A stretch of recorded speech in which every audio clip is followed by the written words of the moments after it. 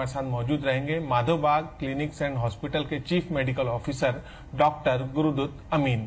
Doctor साहब, आपका हमारे इस कार्यक्रम में बहुत बहुत स्वागत है। धन्यवाद। सबसे पहले हम बात कर लेते हैं कि हृदय रोग के प्रारंभिक लक्षण क्या होते हैं। डॉक्टर साहब, जब हम हृदय रोग के लक्षणों के बारे में बात करेंगे तो ये समझ लीजिएगा कि हृदय की कार्यक्षमता कम होने के जो लक्षण शरीर में दिखाई देंगे वही हृदय रोग के प्रारंभिक लक्षण होंगे। अब हृदय रोग की कार्यक्षमता का मतलब क्या हुआ? आपके हृदय का काम है सारे शरीर को खून की पूर्ति करना। किस लिए? क्योंकि हमारे हृदय का काम है सारे शरीर को ऑक्सीजन, शुगर और ब्लड का सप्लाई करना। जब आपके शरीर में सारे मांसपेशियों तक ठीक से खून का प्रवाह नहीं होगा, तब सबसे पहले जो आपको लक्षण दिखाई देगा वो होगा सांस फूलने की तकलीफ। चलने के बाद अगर आपकी सांस फूल रही है तो इसका मतलब है आपका हृदय ठीक तरीके से सारे शरीर को खून नहीं भेज रहा है। तो ये प्रारंभिक लक्षण होगा। उसी के साथ साथ दूसरा लक्षण महसूस होगा चलने के बाद सीने की धड़कन या हार्ट की धड़कन जो है वो बढ़ जाना। हार्ट की धड़कन अगर बढ़ रही है चलने के बाद तो ये हृदय रोग का लक्षण हो सकता है। पसीना छूटना ये हृदय रोग का लक्षण हो सकता है। अब दूसरा एक पॉइंट आता है कि जब हार्ट का खुद का ब्लड सप्लाई कम होता है, हार्ट को मिलने वाली खून की मात्रा जब कम होती है, तब सीने में दर्द आपको महसूस हो सकता है। अब बहुत सी बार सीने में दर्द चेस्ट में ही होगा ऐसी आवश्यकता नहीं है, वो आपके लेफ्ट हैंड में भी हो सकता है, आपके लेफ्ट आर्म में, आपके फिंगर्स में भी वो पेन महसूस हो सकता है, जो बता रहा है कि हार्ट को ब्लड सप्लाई कम है। कभी कभार तो ये देखा जाता है कि जबड़ा दुखना, लोअर जॉ जो है वो दुखना भी हार्ट डिसीज का लक्षण हो सकता है। पीठ का दर्द भी हार्ट डिसीज का लक्षण हो सकता है। एसिडिटी जो पेट पे महसूस होती है बहुत सारे लोगों को, वो एसिडिटी भी हार्ट डिसीज का लक्षण हो सकता है। इसलिए जब कभी भी आपको ये सारे लक्षण दिखाई दे, acidity, left arm pain, left hand pain, left sided chest pain, पीठ का दर्द, जॉ का दर्द, गले में खिंचावट महसूस होना, ये सारे लक्षण अगर आपको दिखाई दे रहे हैं तो इमीडिएटली आप जाके ईसीजी करवाओ, हार्ट डिसीज की टेस्ट करवा लो। चलने के बाद सांस फूलना ये भी एक हृदय रोग का प्रारंभिक लक्षण है। किसी मरीज में अगर इस तरह के लक्षण दिखाई दे रहे हैं तो उसे मुख्य रूप से कौन सी जांच करानी चाहिए, जो सबसे महत्वपूर्ण जांच होती है? सबसे पहले तो मैं कहता हूं कि आपका heart rate, blood pressure, ECG, SpO2, BMI, ये 5 जांचें आपको मालूम होनी चाहिए। आपका हार्ट रेट कितना है, बीपी कितना है, SpO2 कितना है, ईसीजी क्या कह रहा है और BMI कितना है। ये 5 जांचें अगर आपको पता चले तो आपके शरीर के बेसिक स्ट्रक्चर के बारे में किसी भी डॉक्टर को एक बेसिक ज्ञान आ जाता है। उसके बाद हमें देखना है कि आपके खून में चर्बी की मात्रा कितनी है, आपकी ब्लड की शुगर कितनी है, आपकी चर्बी की मात्रा, आपकी शुगर लेवल, ये जांचें आप करवाते हो तो आपको पता चलता है कि अंदर की केमिस्ट्री क्या कह रही है। फिर जाती है एक महत्वपूर्ण जांच जिसे कहते हैं स्ट्रेस टेस्ट। इस स्ट्रेस टेस्ट पे अगर आप 15 मिनट चल लेते हो कोई भी तकलीफ न होते हुए, तो इसका मतलब होता है आपके हार्ट की काम करने की क्षमता नॉर्मल है। जब भी कोई हृदय रोग से पीड़ित मरीज होता है उसके दिमाग में सबसे पहला सवाल यही आता है कि इसका इलाज अब केवल ऑपरेशन ही बचा है। तो इसके अलावा भी और कोई विकल्प है हृदय रोग के ठीक करने का? डेफिनेटली पिछले 12 सालों से माधोबाग रुग्ण सेवा का काम महाराष्ट्र में कर रहा है और इस कर्म में ये जो काम माधोबाग कर रहा है, इस काम में आज तक हमें बहुत बड़ी सफलताएं प्राप्त हो चुकी हैं। हर महीने में माधोबाग के क्लिनिक्स में, हमारे हॉस्पिटल में 20,000 रुग्ण ट्रीटमेंट लेता है। 20,000 ये कोई छोटी संख्या नहीं है और ये रुग्ण हृदय रोग से धीमे धीमे अपने आप को मुक्त कर रहे हैं।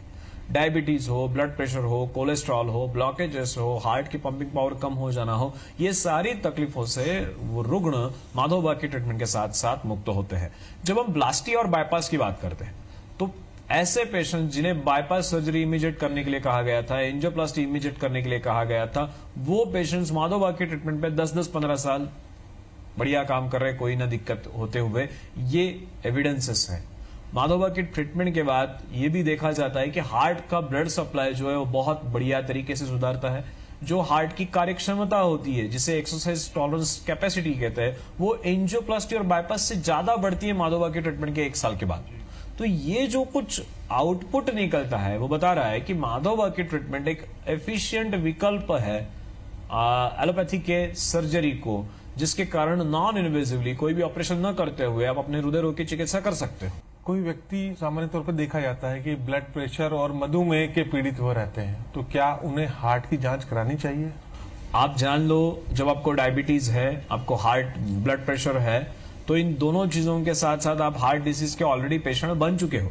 अगर आपको हार्ट की कोई भी तकलीफ नहीं है फिर भी आप हार्ट डिसीज के पेशेंट बन चुके हो, क्योंकि डायबिटीज और ब्लड प्रेशर ये दोनों विकार रक्त वाहिनियों को बहुत ही ज्यादा डैमेज करते हैं। रक्त वाहिनियां अगर आपकी डैमेज हो रही है तो हार्ट पे उसका उल्टा स्ट्रेस आता ही है, और जब हार्ट पे स्ट्रेस आता है तो धीमे धीमे हार्ट की कार्य क्षमता कम होने लगती है, हार्ट का ब्लड सप्लाई भी कम होने लगता है।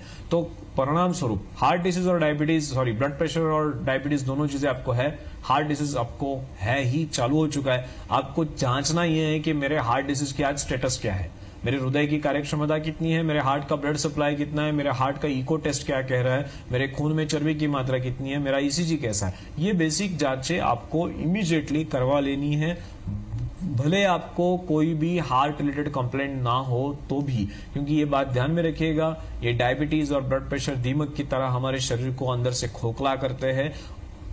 हमें जांच करके ही ढूंढना है कि क्या मेरा हार्ट मजबूत है भी या कुछ प्रॉब्लम आ चुकी है। मतलब एक और सवाल था कि हार्ट अटैक आने की मुख्य वजह क्या होती है और माधव बाग में इस बीमारी के इलाज के लिए क्या उपचार उपलब्ध है? ओके, हार्ट अटैक आने की मूल कारण स्ट्रेस कहूंगा मैं। जो व्यक्ति मेंटल स्ट्रेस में है उसे हार्ट अटैक आने के मैक्सिमम संभावना है। अब ये मेंटल स्ट्रेस क्या होता है? मेंटल स्ट्रेस ऐसी बात है जो आप बाहर से नाप नहीं सकते जी। वो फीलिंग है, व्यक्ति के परसेप्शंस है। कोई व्यक्ति क्रिटिकल कंडीशन में भी खुद को रिलैक्स महसूस करता है, कोई व्यक्ति थोड़ी बहुत प्रॉब्लम को भी बहुत ज्यादा रिएक्ट करता है। तो जब जितना ज्यादा रिएक्टिव आप होगे उतना हार्ट अटैक की संभावना आपके शरीर में बढ़ती जाएगी, ये बात आप ध्यान में रखिएगा। तो हार्ट अटैक का मूल कारण मैं तो कहूंगा स्ट्रेस है। उसके साथ और कौन से कारण जुड़ जाते हैं, उसमें और जुड़ जाता है कारण न चलना। हर रोज एक्सरसाइज नहीं कर रहे हो तो खून गाढ़ा होने की संभावना ज्यादा है।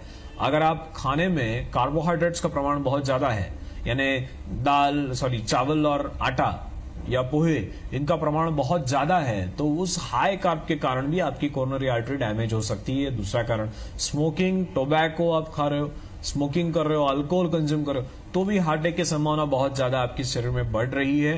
तो कुल मिला के देखा जाए तो हार्ट अटैक के ये मुख्य कारण है।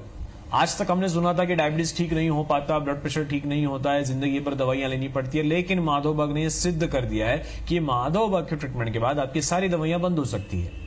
तो माधव बाग